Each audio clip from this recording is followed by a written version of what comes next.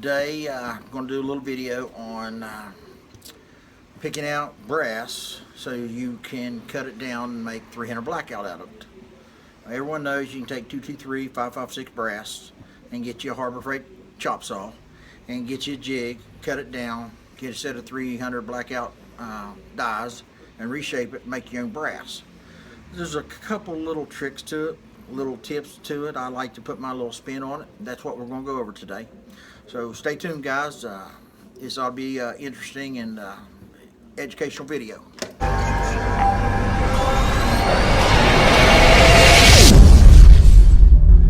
Okay, guys, first step in figuring out these head stamps is there's a ton of them, okay? I mean a ton of them. And I'm used to bargain, basement, hillbilly, backwoods, reloading, whatever you want to call it. Cheaper is better for me, okay? I'm all about price point, and so is most of my customers. You know, my shop's in West Virginia, and these people around here are bargain hunters. They like to shoot a lot, but they like to save money too. So, as we're doing this, I'll go over a few tips, how we do it, how I do it. I just look at my head stamp, make sure you got a good light, get you a pair of these Gorilla Grip gloves. I promise you, they're worth their weight in gold. You can grip stuff real easy. You don't grind brass and dirt into your fingers. I use them on the whole loading process now. I used to not be a believer, but I am now. I handle my primers with it, my powder. When I trim my brass, when I prep my brass, you're always getting little tiny pieces of brass flying here and there. That's why you got to wear glasses. You got to wear these gloves. Good light, and get you some magnifying glasses, even if you're not have a hard time seeing. And identify your head stamps. This is a TAA, and they say it can be cut down the thickness of the brass isn't too thick. So I put it in my good bucket. Here's a PSD. I go down my list. PSD, yep, good bucket. WMA, yep, good bucket. I've got 4 buckets set up here, one for Lake City, one for Federal cartridge, one for the rest, and the bad ones I throw in a separate bucket, and I make 223s out of them. So here's another PSD.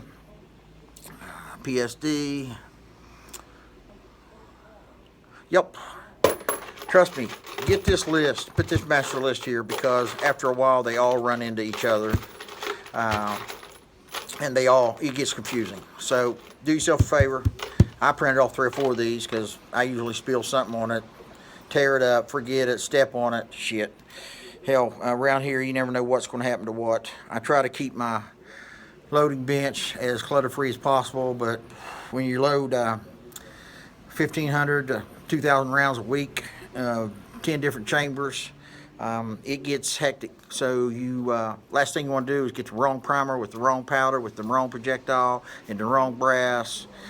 So just keep it clutter-free, set you up a good workspace with what project you're on at that time, and then when you get done, tear it down, clean it up, and then start another project. Of course, you guys got organization skills. What am I talking about? Federal cartridge, drop it in my Federal bucket. Oh shit, I've never seen that one before, so I'm gonna throw that one in the 223 bucket. And that's how I sort my head stamps and prepare my brass to be ready to cut down for my 300 blackout. We'll go on to step 3 next. And you know, guys, this is another, I'm always preaching this about visually inspecting your brass. This is a great time. Check your head case, see if it's separation or not. Check your neck, see if you've got any deterioration of the neck. Check your brass, see if you got big marks on the side of it. Check your primer and see if you got any over pressure signs. And if you see a bad piece of brass, questionable piece of brass, toss it. It's not the last piece of brass in the world. All right, it's not worth having loading problems, feeding problems, jamming problems, high pressure problems. you know, it's just a bad recipe. Set yourself up for success. So while I'm doing this, it's a great time to visually inspect my brass. And if you like to separate 556, 223, go ahead and separate it. But, you know, there's more to just separating 556, 223. All 556s don't have the same case volume. So you pretty much have to set those 556s with certain head stamps. And it even goes even farther with certain year stamps on the head stamps.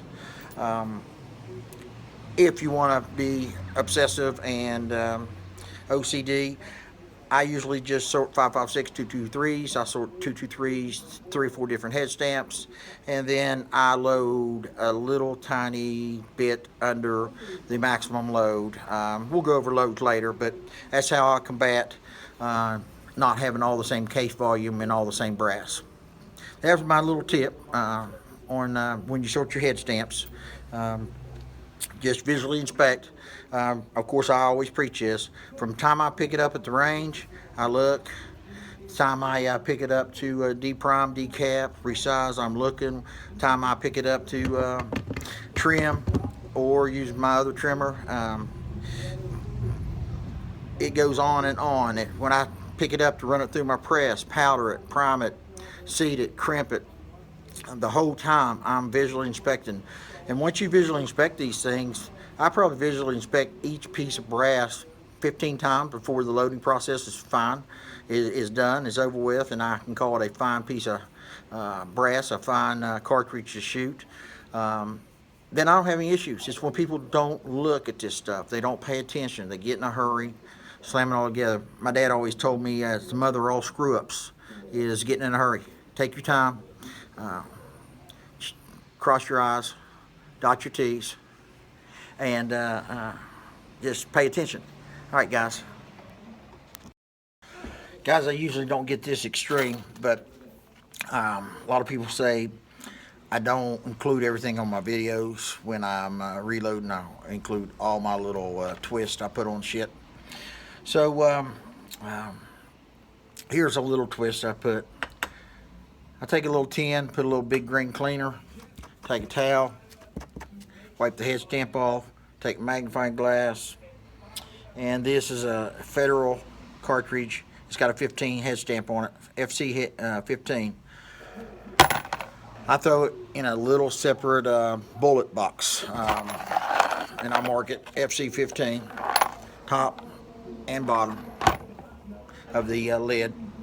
Because a lot of times I'll pick up a lot of brass and it'll all be one or two kinds. Somebody's just had a box of 150, 180 bulk box of 223s, and they went through a fourth of it, a third of it, half of it, or all of it. So it's almost sorted for you. So I just go ahead, since when I realize I'm picking a lot of the same head stamps out, the exact same head stamps, I'll go ahead and make me a separate bucket or a separate, I'll get an old bullet box, Berries, Extreme, Barnes, whatever I've got laying around, and I'll go ahead and mark it so I've got all the same head stamps, all the same, exact same head stamps. I usually don't get that extreme unless I run across a bunch. Then I go ahead and turn it up a notch. But the light, the magnifying glass, the cleaner really helps a lot on this brass. And of course, always inspect your brass. All right, guys, that's another little tip that I like to do when I'm sorting bulk brass, getting ready to either shoot my 223s or... Okay, guys, I'm going to take my chop saw and chop some of this 223 brass into 300 Blackout Brass. Key here, number one key here, don't cut your damn finger off, all right? There's no safety guard on this Harbor Freight cutoff saw, so it's be real easy to nip your finger off. So pay attention what the hell you're doing, all right? Or you're going to have one less digit. Anyway, I'm going to move the camera around so you can get a good view of what's going on. Okay, guys, I moved the camera around so you kind of see what I'm doing here. I've got a jig locked in my Harbor Freight cutoff saw. These jigs are about $9.95 on eBay. You can find them. There's 10 different kinds. Some got micro adjustment settings, which I kind of like those. So you could actually exactly measure exactly where you're going to cut and maybe get it down to like 1.38, because these have to be trimmed under 1.368.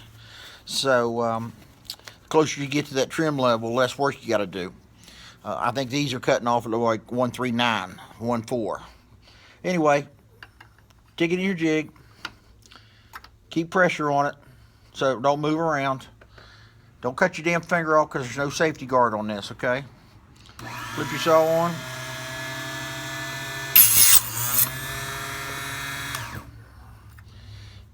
That's it.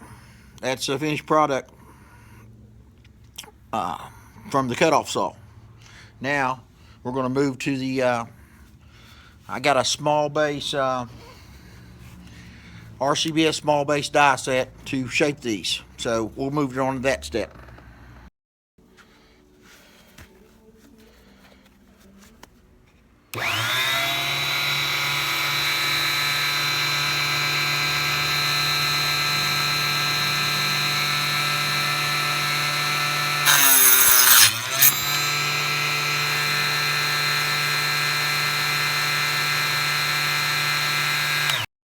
Okay guys, this is